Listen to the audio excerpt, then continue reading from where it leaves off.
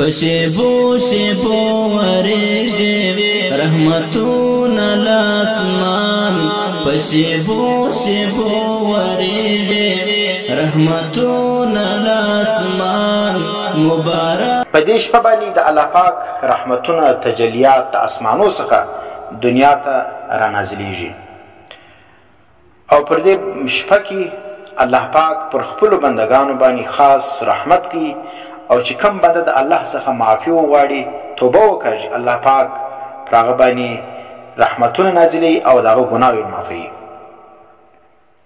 او دې شپه کې چې کوم انسانان د الله څخه حاجتونه وغواړي او په دې شپه باندې خاص رحمتونه نازلېږي دا به څه به کېږي دا قبلېږي د دعاوې.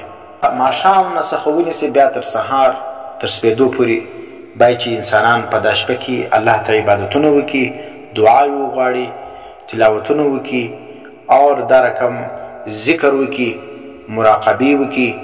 نو دا چې دا د عبادت شپه ده پکار چې انسان دغه شپه په پالتو لهو لعبو په دې شان باندې په ګیمو باندې په چکو باندې او دا رقم په نورو پالتو فلمانو باندې ضایع نه کړي. او دې شپه کې الله پاک چې کوم دی د عام مغفرت اعلان کوي لیکن بعضې بدنصیبه انسانان چې کوم دي د الله د دې عظیم رحمت څخه په دې شپه کې هم محروم دي. هغه بدنصیبه انسانان کوم دي چې یو مسلمان د بل مسلمان ورور سره په زړه کې کین او بغض لري. دا کین او بغض والا مسلمان لره په دې شپه باندې د الله معافي نشته. دویم هغه مسلمان دی چې د خپلو رشته دارانو سره رشتې پرې کوي. وینې د خپلو سره د خپلو قریبانو سره رشتې پرې کوونکي سړي سره هم الله پاک چې کوم دی په دې شپه باندې دی چې کوم دی هغه نه معافوي. او دریم هغه سړی دی چې ناحقه مسلمانان وژني. مسلمان دی کلمه یې ویل لا اله الا الله محمد رسول الله بل سړی راولاړېږي دغه مسلمان بغیر څه ګناه وژني. نو دغه قاتل چې کوم دی دې له هم په دې شپه باندې معافي نشته. دا د الله د خصوصي رحمت څخه محروم دي. او څلورم بدکاره ښځه زانیه ښځه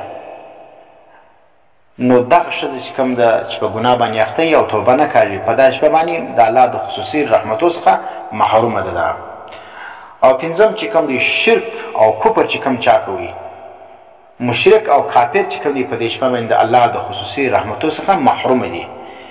او شپږم چې د مور د پلار نافرمانه وي هغه هم په دې شپه باندې د الله د خصوصي رحمتو څخه دا چې دی محرومه دي. پکار دی چې موږ دغه شیان د ځان وباسو چې کین او بغض څه ځان وساتو. که څوک پخته یي په دې شپه باندې معافي وغواړي د الله څخه رشته داران سره خوابدي د قریبان څخه خوابدي پکار دی چې په دې شپه باندې هغه رشته چې کوم دی هغه دی څه وکړي خوشحاله کړي.